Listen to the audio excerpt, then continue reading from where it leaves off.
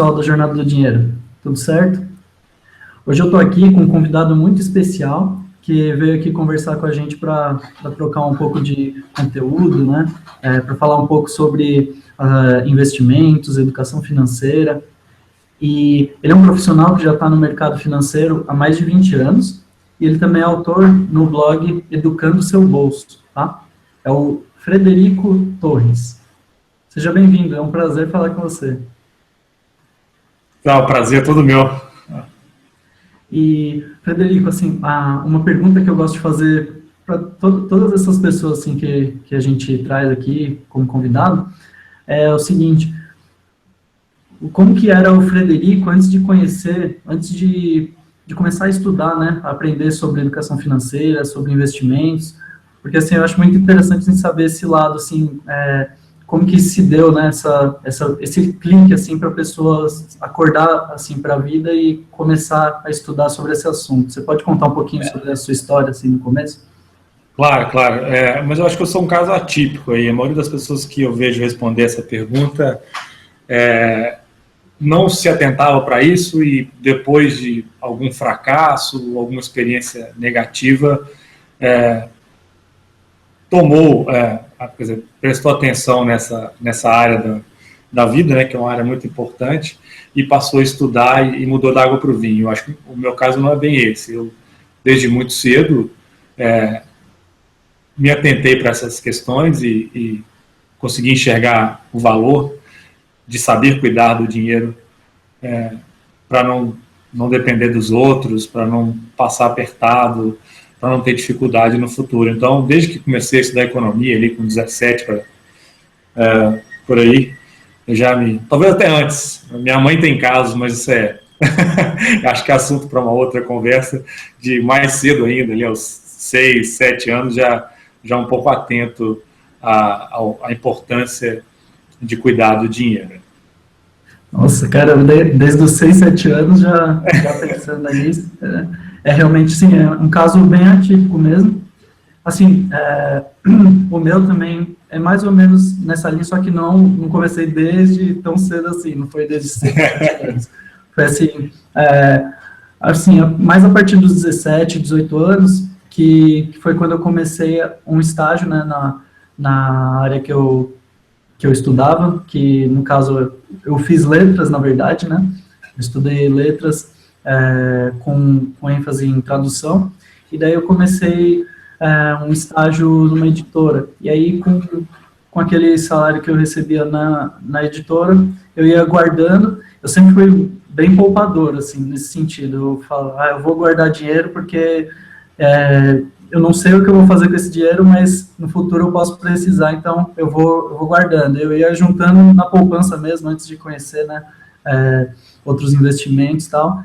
E foi só depois, assim, que eu fui começar a aprender mesmo sobre educação financeira, sobre a parte psicológica, né, e comportamental, né, de investidor, de poupador. E foi mais ou menos nessa linha aí. Legal. Assim, você mencionou que foi da sua mãe, né, que você pegou mais isso, ou seu pai também era poupador? Como que era isso aí? Não, na verdade até uma experiência, eu gosto até e acredito nisso, né, o contra-exemplo, não sei se vocês trabalham isso aí na Jornada do Dinheiro, mas o contra-exemplo, para mim, ele funciona tão bem quanto, ou às vezes até melhor do que o bom exemplo.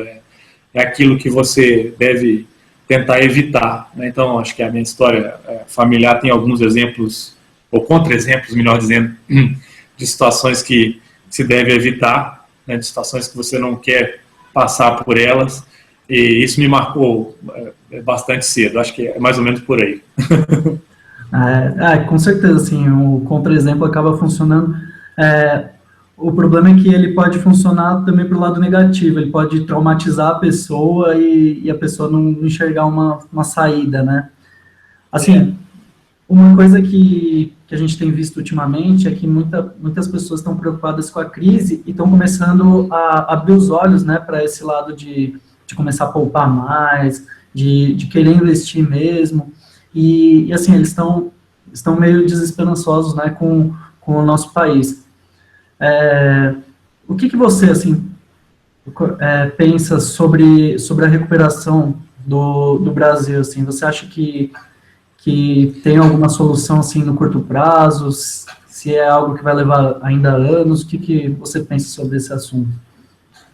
Então, eu tenho, como você falou, né, comecei a estudar economia com 17, estou com 44, e desde o tempo de faculdade estagiava, fui auditor, trabalho no mercado financeiro já, comecei com 22, tem 22 anos já de mercado financeiro. Então, estou falando isso para quê? Não é para me gabar de forma alguma, né?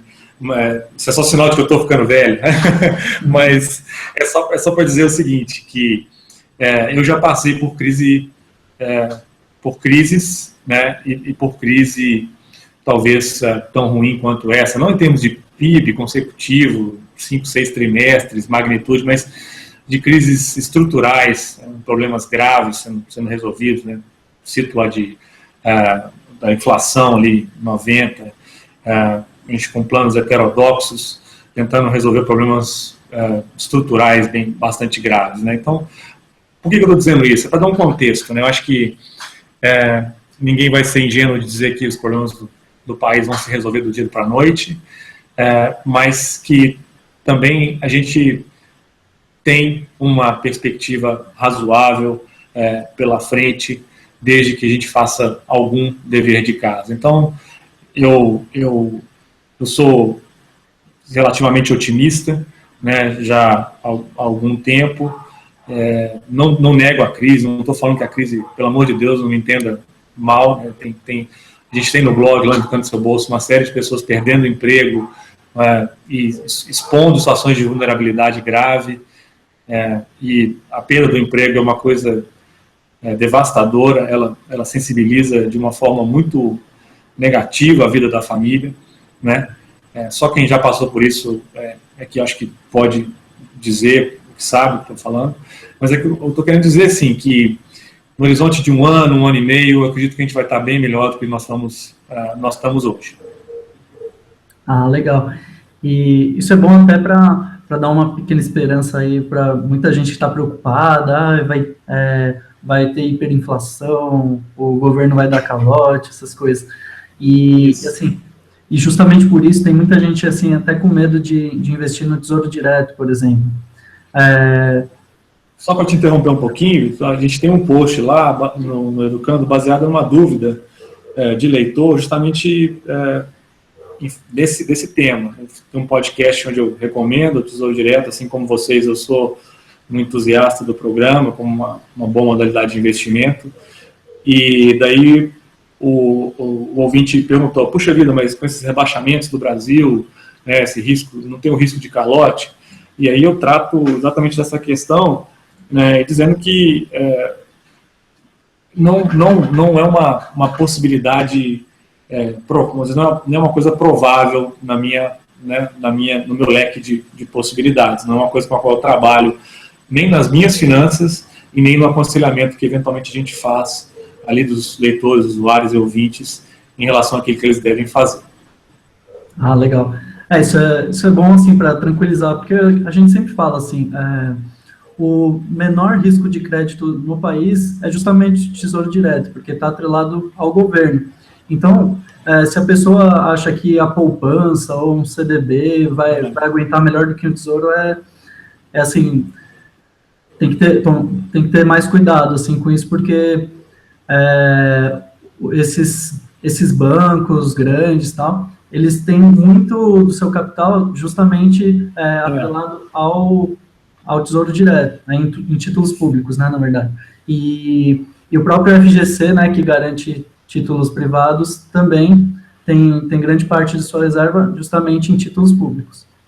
Foi justamente essa a figura que eu pintei ao esclarecer a dúvida do leitor, é que saindo do Tesouro Direto e mudando para um título privado, para uma aplicação numa instituição financeira, ou um título de uma não financeira mesmo, o que ele estava fazendo era de trocar de galhos numa mesma árvore, ou mesmo sair do tronco da árvore, que eu chamar o risco soberano de tronco, e ir para o galho, né, que seria um risco de uma empresa financeira ou não financeira, mas que está pendurado na mesma árvore, ou seja, para trocar e para sair efetivamente do risco soberano, você teria que mandar o seu dinheiro para fora e fazer uma aplicação em qualquer coisa que não estivesse atrelada à economia brasileira.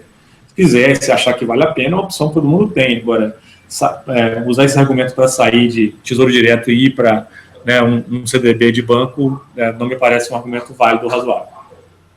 Exatamente. E, assim, justamente por esse medo, né, que está no país como um todo, com essa crise, a gente está vendo oportunidades, assim, que historicamente é raro de se acontecer, né? Você, como pessoa mesmo, você muda a sua estratégia de acordo com o momento da economia? Você segue sempre uma mesma estratégia que você já traçou? Mudo. Não, mudo. Eu mudo. Eu sou muito conservador. Eu gosto muito de renda fixa. Eu acho que uma das vantagens de a gente estar no Brasil é poder nos aproveitarmos de juros altos, né? Para quem constitui uma reserva financeira muito cedo, ou seja, aquela velha história de colocar os juros a nosso favor, né? Acumular um rendimento financeiro, sei lá, no NTN de IPCA mais 6% de juros real ao ano, quer dizer, isso é quase impossível de encontrar num outro país com a mesma estrutura do que o Brasil. Então, eu gosto muito de aplicações de renda fixa, e eu mudo a alocação dependendo do momento. Então, hoje, especificamente, eu estou muito alocado em inflação e pré. Por quê? Porque por causa justamente disso que você falou. Nós passamos por um momento de crise grande, onde a curva de juros ela subiu bastante, e eu não acreditava que o Brasil ia quebrar, como eu continuo não acreditando. Então, o que eu fiz foi carregar a mão em pré e inflação, com um gordo cupom, e eu tenho muito pouco pós hoje, né? Óbvio que as taxas caindo, como tudo indica que vão cair,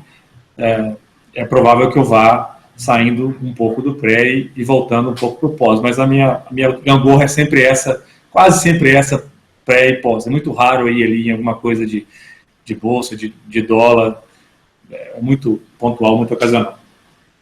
Legal. Então, atualmente, assim, você não trabalha com nada de renda variável, ou você tem uma pequena... Não tenho mais nada em renda variável. Já tive, não tem mais nada. Hoje não tem mais nada em renda variável. Legal. Então, se você fosse, assim, por exemplo, numa melhora da economia, você acha que seria viável renda variável, ou se você fosse encarar uma renda variável, seria mais com dinheiro em dólar, ou mesmo investindo nos Estados Unidos diretamente? Como que você enxerga essa questão? Eu acho que tem, se a economia engatar mesmo, tem espaço para renda variável, mas eu só não consigo indicar nada porque eu não acompanho, né? Então, se indicar empresas ou setores, etc., se você acompanhar, fazer um baita dever de casa. Aí eu acho que tem que passar por um gestor profissional, alguém que saiba escolher, né, ações. Você pode colocar aí, dependendo do estágio da sua vida, um percentual maior ou menor em renda variável, um multimercado que tem uma flexibilidade para alocar mesmo em moedas, um percentual da sua renda e tentar pegar um pouco também desse potencial aí da renda variável. Legal, Frederico. É bom, assim, a gente ouvir opiniões de vários especialistas, como que cada um aloca, qual é a estratégia de investimento, né, de cada um, porque aí a gente vai pegando uma coisa de cada um, assim, e vai montando a nossa própria estratégia, assim, né. E, assim, você gostaria de comentar um pouco sobre o Educando o Seu Bolso? Como que é a sua atuação no site? Como que surgiu, né, sim. a ideia? Legal, agradeço a oportunidade de comentar o Educando também. Então, tem 2 anos, mais ou menos, que a gente está lá, somos uns 4 ou 5 ali, mais firmes, ou mesmo mais colaboradores mais pontuais, mas todos aí profissionais do mercado financeiro, de uma forma ou de outra, ali com 10, 15 anos aí, de vivência, e surgiu como um fruto de um pouco de frustração. A gente vê né, recorrentemente as pessoas tomando decisões financeiras ruins. A gente vê a falta de transparência nas informações financeiras, mesmo para aqueles que entendem um pouco, às vezes não tem condição de fazer contas com propriedade porque não tem acesso a dados. Então, a gente viu nessa opacidade, né, nessa falta de transparência, vamos dizer assim, uma oportunidade de entrar e fazer uma diferença. Então, a gente começou produzindo conteúdo escrito, isso levou a possibilidades em rádio, já é o segundo programa de rádio que a gente tem atualmente na Rádio Confidência aqui em Belo Horizonte, semanalmente, às quintas-feiras, 9 da manhã. Criamos o podcast também, que é convenientemente acessado, né, porque não pode escutar ali ao vivo, depois pode escutar e acompanhar com calma, parando, voltando, quando tem disponibilidade. Essas coisas nos levaram a um nível de interação muito grande. Então, a gente tem hoje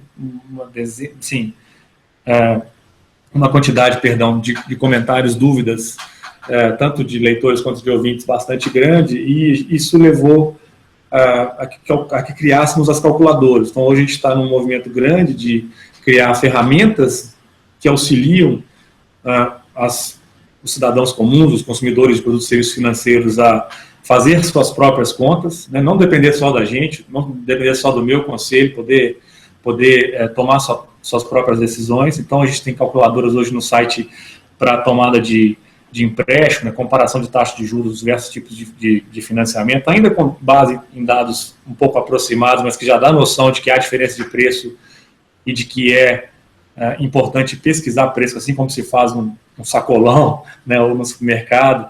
A gente tem uma ferramenta bastante utilizada também de comparação de custo de maquininha de cartão de crédito, que os lojistas usam bastante para decidir qual maquininha vão contratar, né? Faz bastante diferença dependendo se você contrata uma Cielo, uma Rede, uma Samap, uma Payleven, os custos são bastante distintos.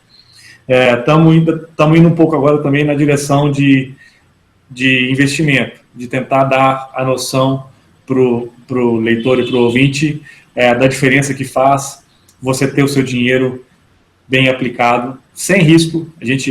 Sou mineiro, não sou muito chegado em risco, não risco desnecessário especificamente, mas de você ter o seu dinheiro bem aplicado, sem risco, né, aquilo que você ganha em relação a um dinheiro mal aplicado, né, uma poupança e a outras mazelas que se faz com o dinheiro. Tem gente que está aplicando dinheiro em título de capitalização, para você ter ideia. Então, assim, nós temos muitas coisas básicas por resolver.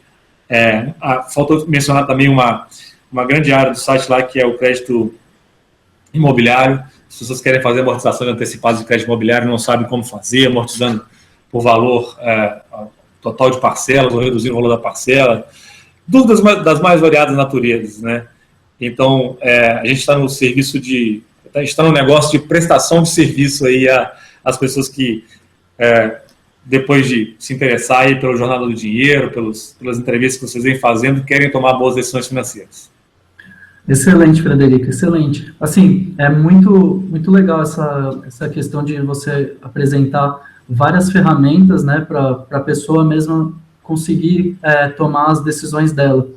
É justamente assim o que a gente prega bastante no Jornada do Dinheiro, que é ensinar a pessoa a pensar por conta própria. A gente não está... nosso objetivo não é chegar para ela e falar, investe no tesouro, investe em ação, investe em blá, blá, blá. É oferecer o conhecimento, né, como funciona cada um desses investimentos, oferecer as ferramentas para que ela possa comparar, né. Até acho legal, debaixo do vídeo aqui, depois você me passa o link, né, dessas ferramentas, que daí a gente coloca aqui embaixo do vídeo e a pessoa já consegue acessar. E assim, é isso que é importante mesmo, a pessoa, ela ter o controle, né, de tudo que ela faz, de ela aprender a gerenciar o próprio dinheiro e aprender a investir com qualidade. A partir disso que ela tem uma liberdade maior até em relação aos bancos, ao gerente do banco. Ela costuma achar que o gerente do banco é aquele consultor para ela, né? Só que muitas vezes os bancos estão... Muitas vezes não, quase sempre, né? O banco está interessado mais em vender os próprios produtos. Pois é, agora você tocou num ponto, desculpa te interromper, mas você tocou num ponto que eu acho que é fundamental, precisa ser reforçado também em relação a nós lá do Educando Seu Bolso. A gente é independente, a gente não é pautado por instituição financeira.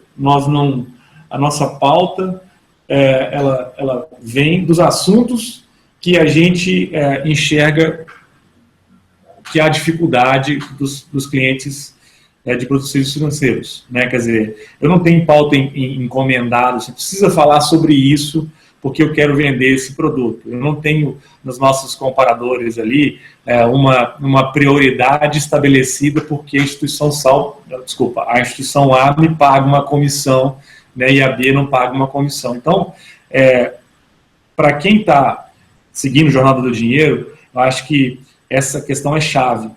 Antes de escutar aconselhamento financeiro, ou ao escutar aconselhamento financeiro, se pergunte sempre a quem o seu conselheiro, vamos dizer assim, está afiliado. Não que estar afiliado seja necessariamente ruim. Você pode ter um bom conselho, eventualmente, de alguém que tenha uma afiliação, né? Mas é sempre bom entender que o grau de independência daquela recomendação que você está recebendo. Legal. Foi interessante você frisar isso mesmo. Eu aproveito também para frisar que Jornada do Dinheiro também não tem patrocinador nenhum, a gente é totalmente independente. A gente acaba indicando assim, produtos, indica corretoras que a gente acha interessantes, justamente para dar um norte para o nosso leitor. Assim. A gente não é contra assim, falar... essa aqui é boa, essa aqui tem taxa legal, essa aqui não. A gente não é contra isso, porque acha interessante mesmo a pessoa ter um direcionamento. Então, a gente acaba falando, assim, expressando a nossa própria opinião e tal, mas isso não quer dizer que a gente esteja vinculado a isso. A gente acaba indicando o que a gente mesmo usa e no que a gente acredita, né? Isso, esse ponto também é chave, fico feliz de você ter trazido também, e a gente está em acordo mais uma vez, que não basta apenas educação financeira. As pessoas muitas vezes elas querem solução financeira também. Então, a gente começou muito com educação, cursos, palestras, e hoje a gente está criando as ferramentas e eventualmente alguns kits aí, justamente para tentar dar solução também. Como você falou, às vezes o cara entra, lê, escuta um podcast e fala, pô, gostei, eu quero seguir nessa linha, e agora, como é que eu faço? Daí você precisa dar solução, você precisa indicar, o caminho aqui, né? Você quer operacionalizar, você quer realmente agir em cima do conselho, eu iria por aqui. Baseado naquilo que a gente faz no mundo da pessoa física, nos nossos mesmos problemas. Eu acho que a gente está em acordo, está em sintonia mais uma vez. Exatamente. E, assim, eu acho que a gente já conversou bastante, a gente poderia ficar aqui trocando milhares de ideias e tal, mas como o vídeo já está ficando um pouco longo, eu vou encerrando e assim, você tem alguma palavra final aí que gostaria de comentar, algum conselho para quem está começando agora? Quero agradecer o convite, a oportunidade de falar aqui nesse canal, bastante legal, dar os parabéns aí para vocês, que continuem prosperando e desenvolvendo mais essa oportunidade, mais esse caminho aí de levar boa informação de qualidade para quem se interessa. E a palavra final é de otimismo, é de esperança e é de valorizar aqueles que fazem o seu para casa, né? Quem busca cuidar do seu dinheiro com zelo, com qualidade, vai ver lá na frente que não perdeu tempo, não desperdiçou tempo, vai nos agradecer, né? Vai agradecer ao Jornada do Dinheiro, ao Vitor, ao Educando Seu Bolso, por termos alertado e por termos aberto os olhos das pessoas que hoje são jovens e que lá na frente vão precisar de ter uma boa poupança para fazer frente a gastos inesperados, né? Então espero que bastante gente vai escutar os conselhos aí que a gente vem tentando dar. Legal, legal, Frederico. Parabéns aí também pro Educando Seu Bolso. Eu acho que esse trabalho que a gente faz no Jornada e no Educando Seu Bolso é muito importante para essa população brasileira que carece muito dessa educação financeira que não tiveram na escola. Então, elas têm que adquirir esse conhecimento de alguma outra forma. Eu acho que é isso que a gente está tentando passar aí, e temos conseguido atingir bastante pessoas, né? E a gente espera que cada vez mais pessoas criem, né, essa consciência financeira para ter uma vida mais próspera e, consequentemente, isso levanta o próprio país. Um grande abraço aí, Frederico, e até mais. Valeu, um abraço, obrigado. Um abraço. Jornada do Dinheiro. Educação financeira simples e descomplicada.